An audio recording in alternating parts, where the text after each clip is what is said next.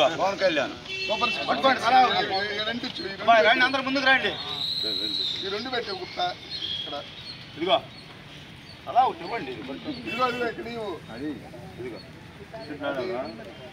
అయ్యా వర్ధిల్లాలి తెలుగుదేశం పార్టీ వర్ధిల్లాలి తెలుగుదేశం పార్టీ వర్ధిల్లాలి తెలుగుదేశం పార్టీ వర్ధిల్లాలి శ్రీ దామచర్ల జనార్దన్ గారు వర్ధిల్లాలి శ్రీ మాగుంట శ్రీనివాస్ రెడ్డి గారు పవన్ కళ్యాణ్ గారి నాయకత్వం వర్ధిల్లాలి పవన్ కళ్యాణ్ గారి నాయకత్వం గుర్తుంచుకోండి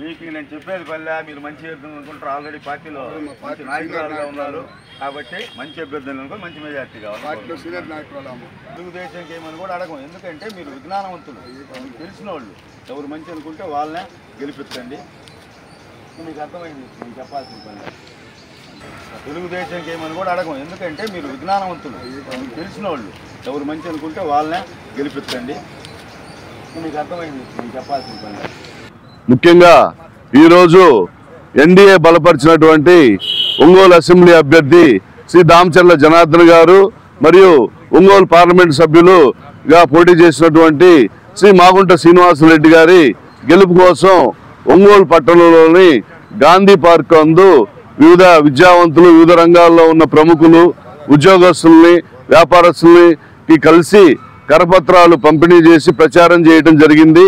ఇక్కడ విశేషమైన స్పందన ఉంది. మీకు తెలుసు గతంలో 2014 నుంచి 2019లో జనార్దన్ గారు ఎమ్మెల్యేగా గెలిచినప్పుడు ఈ పార్కుని ఎంతో అభివృద్ధి చేశారు.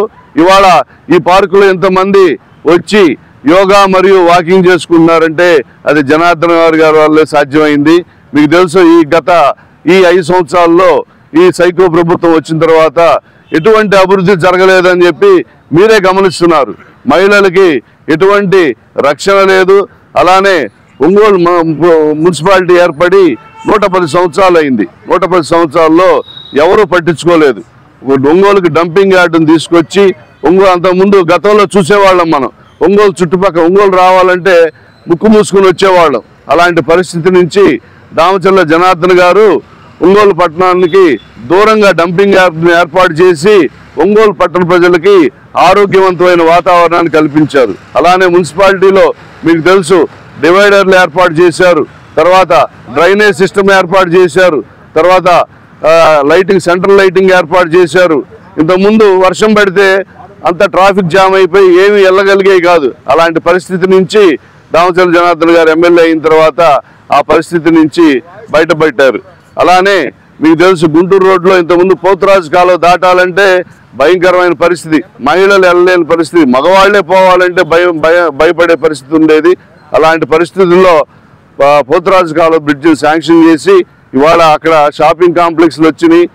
కాబట్టి ప్రజలారా మీరు దయచేసి తెలుగుదేశం పార్టీకి ఓటేసి కనీసం 30,000 మెజార్టీతో గెలిపిస్తే ఒంగోలు అసెంబ్లీ అభ్యర్థి దామచర్ల జనార్దన్ గారు రాబోయే చంద్రబాబు గవర్నమెంట్లో క్యాబినెట్లో మంత్రిగా ఉంటారని, అలానే శ్రీ మాగుంట శ్రీనివాసరెడ్డి గారు కూడా కేంద్రంలో సహాయ మంత్రిగా ఉంటారని, కాబట్టి మీరందరూ దయచేసి తెలుగుదేశానికి ఓటేసి ఇద్దరు అభ్యర్థులను గెలిపించవలసిందిగా కోరుతూ జై తెలుగుదేశం పార్టీ, జై జనసేన, జై భారతీయ జనతా పార్టీ, జై హింద్.